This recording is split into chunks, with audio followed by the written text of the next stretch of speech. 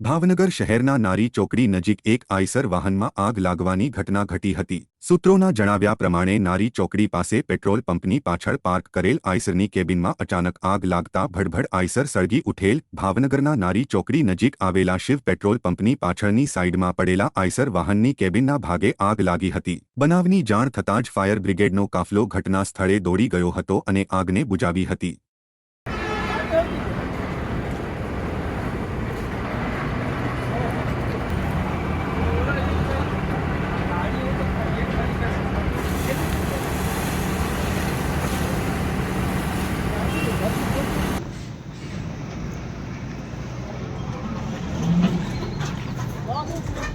બસ